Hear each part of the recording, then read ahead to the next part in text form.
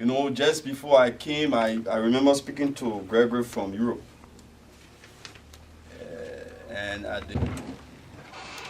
But somehow I made it, because I always believe that there's nothing worse that can happen to anyone. We're born naked in this world, and naked we return. Yeah.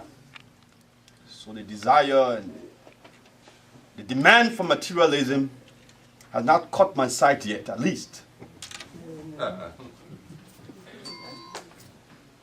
And so, pastor and friends, and it's difficult in the Liberian audience to begin to name people, because in this audience I see just too many friends and brothers and elders in the profession of journalism, human rights campaigners, and so many friends, and I don't want to run the risks of leaving people out when I start naming people.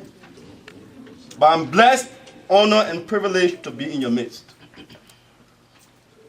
I'm honored because I'm invited by a dear friend, a comrade, a co-conspirator, Gregory Stemp.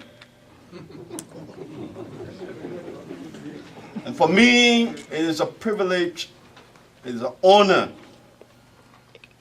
to be invited by a friend, because it's a recognition of our friendship. For years, I've known Gregory as a student, as a professional journalist and photographer, as a campaigner for justice, but as a dear friend and a brother.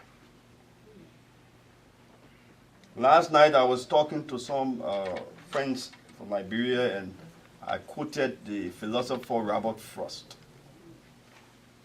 You know, Robert Frost said that two roads diverge into the forest, but I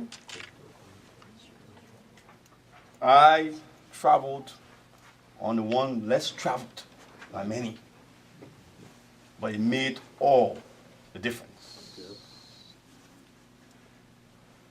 The endeavor today is a contribution to the path of progress that Liberia has taken. And I continue to say to people that Liberia is on an irreversible path to progress. Not because any individual like it, not because any individual desire it, not because of the benevolence of any group of individuals, but because of the blood, the sweat, and tears of Liberians that have been shared for that country. The price that have been paid by every Liberian and friends alike. Liberia is determined to rise again.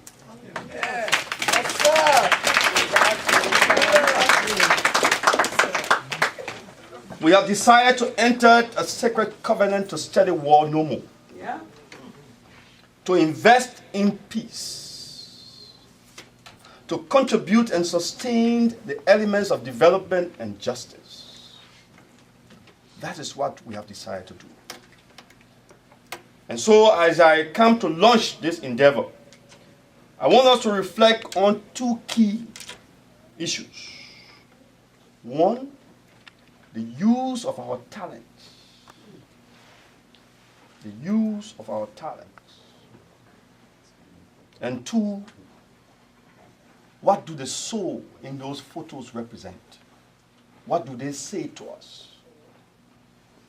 The photos that have come through the lens of Gregory.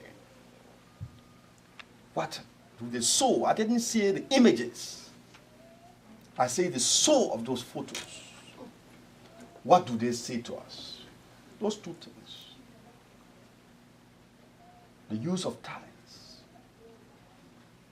Talents is no aesthetic, romantic character of individual. It's divine. It's what God gave us to give purpose and meaning to our lives and the community in which we live. How have we used it?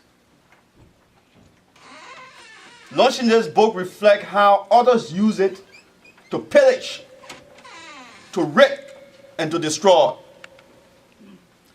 But it also manifests the triumph of the human spirit, where another person used it to contribute to the healing, the reconciliation process of Liberia. Talent used. I recall the many days and nights, sleepless hours. When living in the same community with Gregory, he would come home midnight, wake up early, and sometimes we'd be on the same trips together. That morning when we heard about the massacre in Haber Firestone, and where we were able to count more than 600 bodies that were buried, we were there together, picking up bodies, lifting off babies who were still sucking the dead mother breast. But in no way and small measure can we begin to reflect on that history of cattle camp, of the massacre on Camp Johnson Road, of the destruction of lives and property and the emasculation of people in Bombing Hills, but through the lens of Gregory. Those photographs, the camera that he used, the camera do not have consciousness. It doesn't have consciousness at all. It is an instrument. But it took the desire, the eyes, the talent of Gregory to bring life into it. Each of us in this room are guided by the divine in different ways. And deep in our soul lies the opportunity to help to lift humanity to a different level. At great risk to his life, sometimes being threatened, exploring factional territories. I recall that some days he had to wear what we call the flak jacket with the ECOMOG soldiers, when we had to go to look for the bodies of the nuns. The 5 American nuns were killed. He had to wear flak jackets to be able to get in there and bring our photos. Those of us who receive honor in the human rights world, those organizations who have been recognized and appreciated, all of us, we owe a debt of gratitude to Gregory Stem.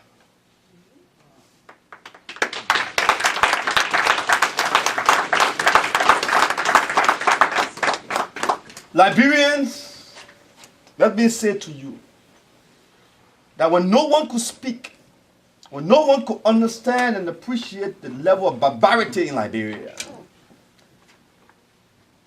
it took the lens of Greg to bring to the world the images that compelled them to wake up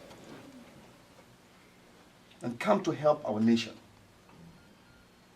It challenged the indifference of a world that tended to lose interest in Liberia. A world that did not understand that greed and naked power had consumed our country. That man's inhumanity to man had overwhelmed us. That we have been engulfed with a large measure of madness. That women were being disempowered. It took the lens of people like Gregory, many of the journalists in this room, and others, to tell the world that they had to come to our aid, that they needed to respond, that the conscience of the world was challenged, the moral conscience of the world was challenged to respond to the crisis in Liberia. These are our invisible heroes. Many times we forget it, and as Brother Bantu was saying, we had spent our time on the hate the envy, the condemnation, the vilification of people. But today we must begin to understand, as we condemn, crucify, we must begin to understand the goodness of the human spirit. That there lies in each of us the capacity to do good, to help each other, and let us seize that moment opportunity to use our talent not only to benefit ourselves, but to be able to contribute and give our life meaning by helping others.